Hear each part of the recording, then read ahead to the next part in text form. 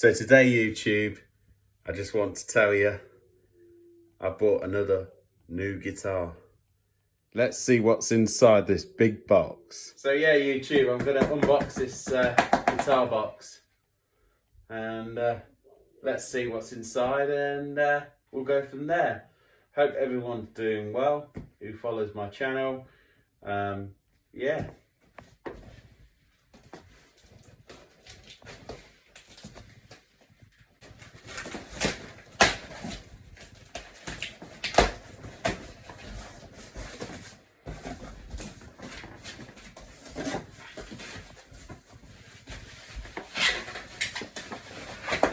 Looks like there's another box to open. So they always pack things really well. I bought this off a proper company.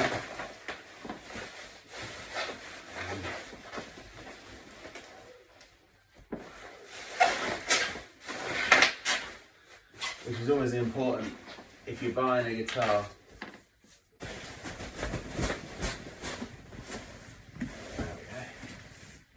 Getting somewhere. We've got bubble wrap, by the way.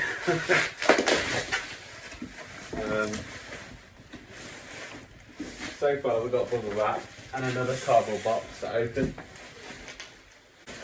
Oh, look, something else is coming out. We've got a padded gig bag. Okay. Let's unwrap the padded gig bag, and it's a Fender padded gig bag. So there you go, brand new with the label on, fantastic. Yeah, this was, you know, in the deal because I asked for a gig bag at the time. So let's keep unboxing. So, as you can tell, more bubble wrap and another guitar box to open. Like I said, proper company, so can't go wrong. Here we are. The company I bought this from is Guitar. Anyway, let's keep unboxing. We're getting there. Right. So what I'm going to do now is just bring out the actual item of what I bought, with more bubble wrap and another box, because, you know, obviously that's how proper companies wrap things. So be careful who you're buying guitars off, and make sure they wrap things and do things properly. Proper insurance and everything. So, we're finally getting to it here. Finally. So, we're getting there. So what we're going to do is bring it out. Exactly what I bought. So everybody can see it.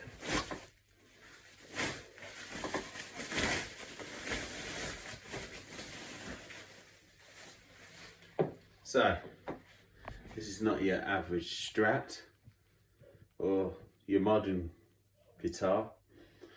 This is an Ibanez. As you can see, the headstock there.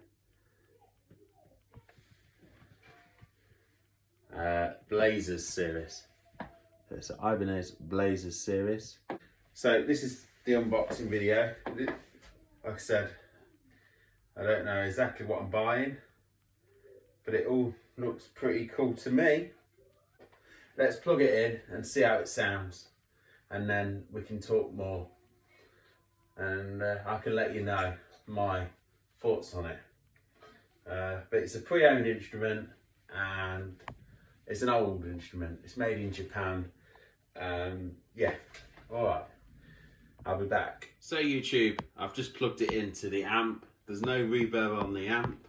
and you know, the volume's on really low, and you're just going to hear the guitar clean with no reverb. Anyway, first impressions with the guitar. It's been well loved, but the body is beautiful. It's ash, and basically it's a transparent violin sort of blue colour. For anybody who doesn't know about these Ibanez guitars, let's just give you a quick rundown. This has been modified. This is not a stock Ibanez exactly. I'll go through the modifications with it, but clarifying what model this is was quite difficult, but I think I've got it to the best I can. And this is an Ibanez BL-300. Now originally it would have these blind pickups, they called them, and the pickups were called Blazer SB pickups, and when I say blind, I mean they got covers on them. BL stands for Blazer, and the 3 stands for 3 pickups. Okay, so this has a solid brass bridge, hardtail. The shop didn't think this was original, but this is original. This is stock. This is original. The pickups have been replaced in this one. Don't know what they are, but they sound good, and they are definitely something decent, because you'll hear the guitar in a minute. But it's got a beautiful solid ash body, and it's absolutely gorgeous. It's been well gigged. You can see the tarnish on the Strat Pins, and the neck has dings, but it's been well loved. The frets are, from what I can gather, medium jumbo. They feel like medium jumbo, which is my favourite frets, and they are well played and well, you know, worn in, but it doesn't need a refret yet or anything. But this guitar has been gigged and well loved, and you can tell by the neck pocket here, there's no real major marks or anything, but there's a little sort of ding there and stuff. You know, it's been well loved. It's a proper player's guitar. This is, you know, not like a bone stock one. Like I said, originally it would have had them pickups in it, and originally you've got your 5-way switch, and then it would have volume, tone, and then it would have a phase switch for the middle pickup originally. A bit of history about Ibanez. Ibanez were making guitars in the 70s, 1971 till 1976. They were well known for their Gibson copies, and they copied them to perfection, you know, no doubt about that. And obviously quality control for Gibson and Fender was not the best in the 70s. So 1971 to 1976 has a bit of hype. They call it the lawsuit era. And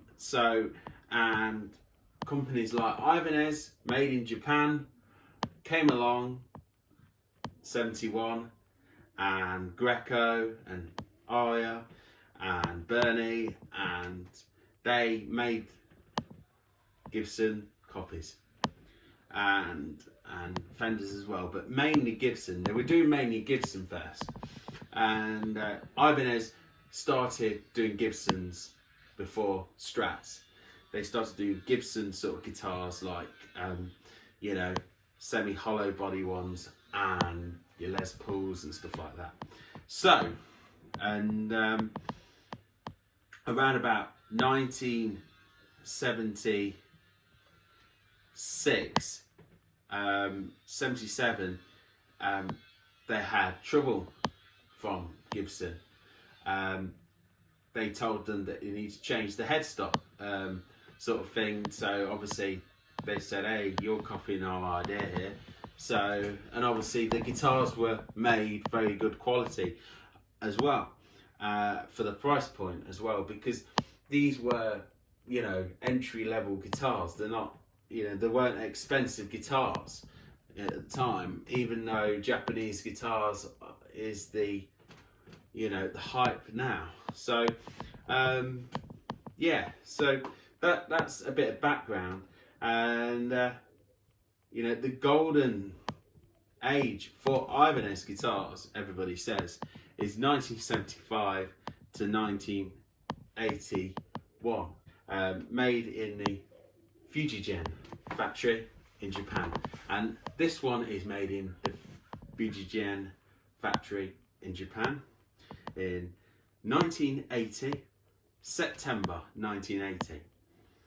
Now, when it came to 1979, Ibanez started to do their own design of like Fender type guitars, and they did one in 1979. If you look at all the catalogues and stuff, they did one without a scratch plate sort of thing in 1979, like your early sort of super Strat, you would say. But in 1980, they started copying sort of the Fender sort of Strat guitars. This one, because it's made in 1980, has more of a Fender logo. In 1981, believe it or not, actually Fender said to Ibanez, hey, what's going on here? You should change that a little bit, because it looks a little bit like, obviously, a little bit like the Fender. Now, if you look at a 1981 one, which I'll show you now.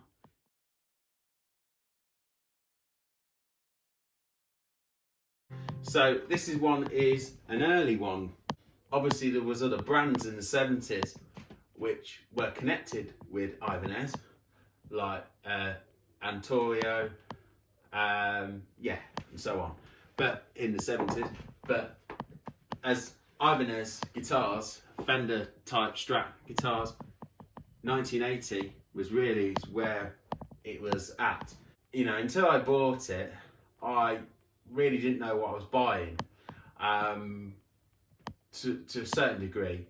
I know a little bit, but I didn't know like loads, you know, but I've looked more into it and everything and done a lot of research, and I thought, you know, I'd give the knowledge as well to you guys. So basically, this guitar is a hardtail one, and that's what made me buy it as well, because I never had a hardtail Strat. I had so many different guitars. I've had American standards, Fenders, Strat Pluses, and it's just like Japanese Strat Squires, right? But I've never had a hardtail one, and you know, but I'll be honest with you, it wasn't too much money. It's a player's guitar. I'm a player, so I didn't mind. You know, I don't care about dings and stuff like that. And you know, 1980. You know, it's older than me. It's gonna, you know, it's a good sign. If you see wear on a guitar, like you know, like natural wear, it's a really good sign. I don't know if you can see. There's a ding there, a little ding there. There's little marks. Look on the end of the fretboard there where it's been played. There's look, the odd little mark there on the maple board. Right, look, well loved. Right, the frets, like I said, they've got plenty of life, yeah, but you know, they're not the highest frets I've saw, you know, but if you know, if I love it that much, then this will get, you know, a refret. You know, this guitar will get played and get gigs, and and loved even more. But yeah, it's a great guitar. I've actually plugged it in now, and it sounds absolutely mind-blowing, clean, and I put a bit of drive on it, and yeah, I got excited, definitely. And the playability is absolutely fantastic. It's obviously been looked after. It's been owned by a proper professional musician, because there's no, even though these strings are really thin for me, there's no choking on the 15th fret or the 17th fret.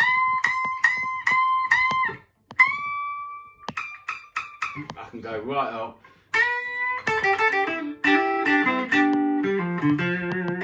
So yeah, there you go. There's a little bit of sample on the neck pickup. Anyway, let's hear it properly.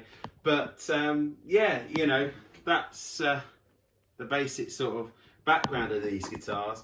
So to be honest, to have one made in 1980 with this kind of headstock and the free you know, pickup, you know, setup is you know, it's great.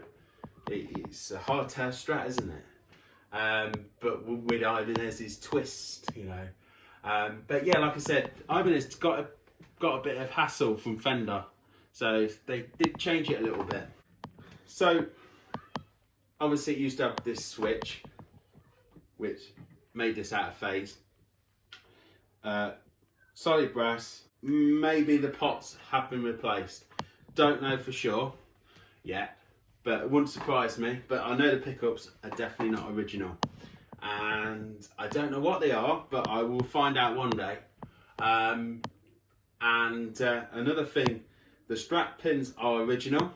The string trees, oh, the only thing that isn't original, looks like they've been replaced in the 80s as well, when Grover tuning pegs were fashionable on early Korean guitars and stuff like that, and I think some Japanese guitars had them, but from what I know, I don't think these Grover tuning pegs are the original tuning pegs. Someone's actually replaced these in the 80s probably, or the 90s, early 90s or something, from, you know, looking at things, and you can see that the gold has worn away there. Great character, really good character, and I love to see things like this on an old guitar. So yeah, and also, by the way, the shop didn't know what year or anything like that. They didn't know anything really about it. But yeah, it's a BL-300. So and a BL-200 would be 2 humbuckers, and you know, so on. And they did basses and stuff like that. I'll put a link to the Ibanez catalogue, because it's in the it's in the 1980 Ibanez catalogue. You can look it up, because you have 1980, 1979, and so on. You can look at all the catalogues, but I'll put a link to this, what this would have been originally. I'm not gonna, you know, mess around with it and, you know, put it to stock or anything. I'm just gonna play it to death, you know, like the last owner did. And obviously he changed things out, you know, because you know what I mean, he wanted to, so personal preference. So yeah, less of my talking, let's hear it, let's see what it sounds like. Yeah, and I like how it's 22 frets as well, and yeah, it's blue. I've not seen, you know, a blue traditional sort of one, see-through ash one. A lot of them are natural, so yeah, really cool. Let's plug it in. So I just wanted to say, actually, how I know it's a 1981 is basically the first letter in the serial number is an I. So that stands for September. That's how the Ibanez serial numbers work. So A, January, B, February, so I is September. And then obviously it's got the number at the back of the serial number, which is 80. So that means it's made September 1980. And I've clarified this as well on the serial number on the websites and everything. But yeah, this is definitely 1980 September. So neck pickup, this is what it sounds like. No reverb.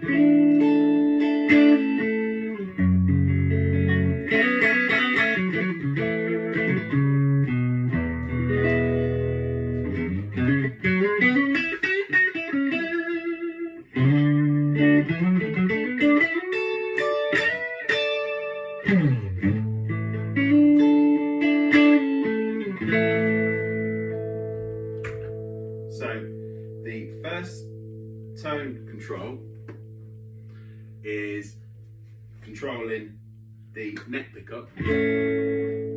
That's how the last owner wired it. So I will leave it as it is. Then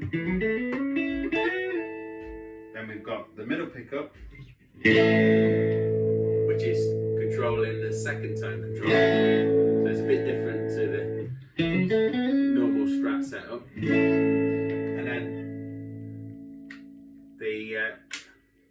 the fourth position, or we call it the second position on a Strat, is controlled by the second tone knob. Bridge pickup.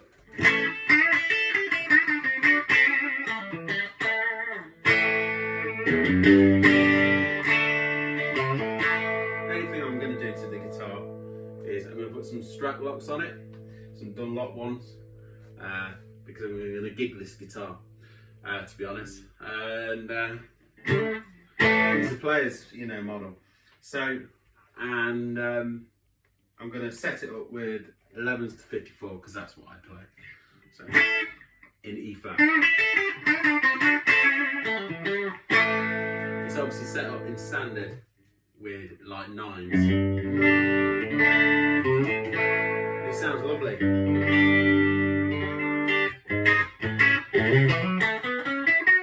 Something different, you don't see it every day.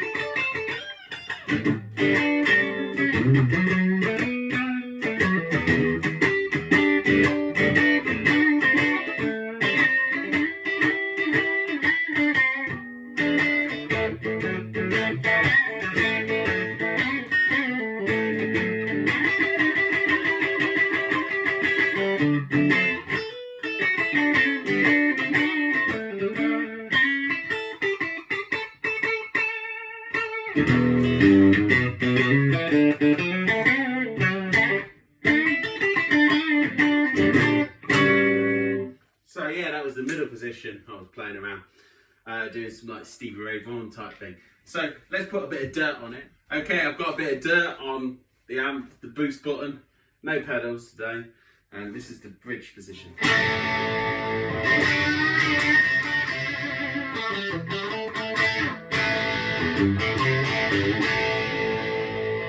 Sounds great.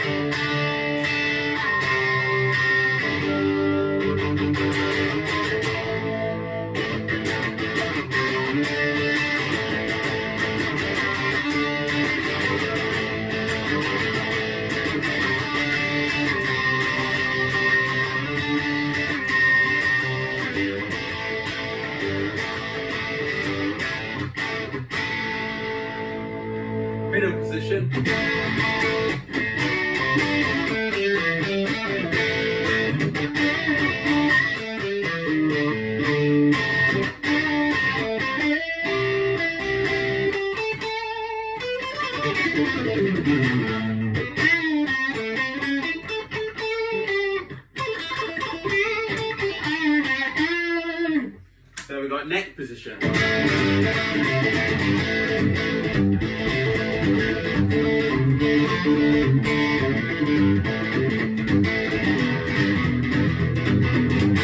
I've got the amp on really low as well, and it sounds fantastic. There's no hum or anything. These are decent pickups, and it looks like there's a CTS switch in there, to be honest, and the pots have all been changed from what I gather. Obviously there used to be a switch.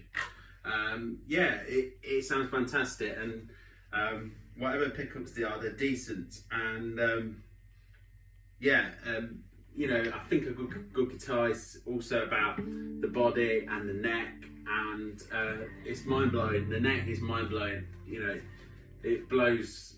You know, there's a guy on YouTube called Scott, YouTube him, he's got a few of these early Ibanez's, and he says that you know, he's a real collector, you know, and I've had lots of Fenders and stuff, and he says that, you know, these Ibanez Blazer guitars and Roadstars type, you know, early sort of Fender copies blow, you know, his American Strat Pluses away.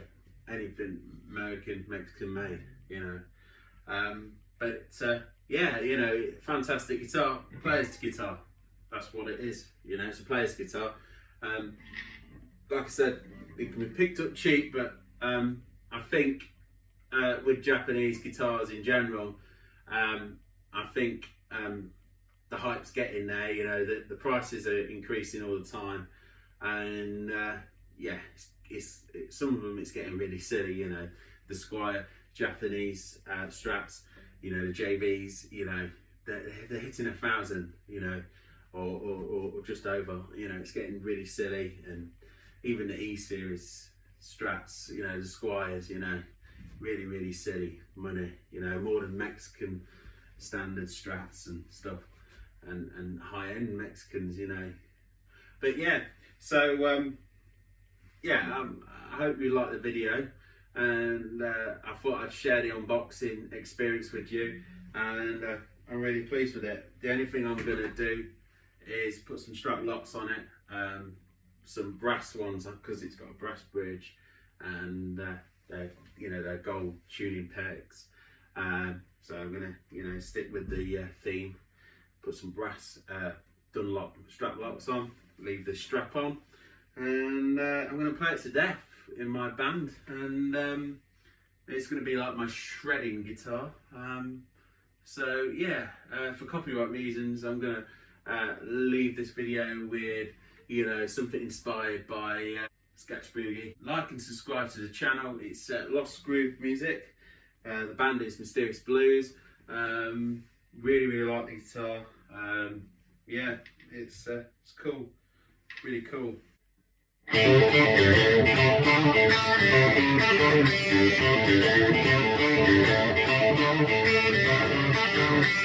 you.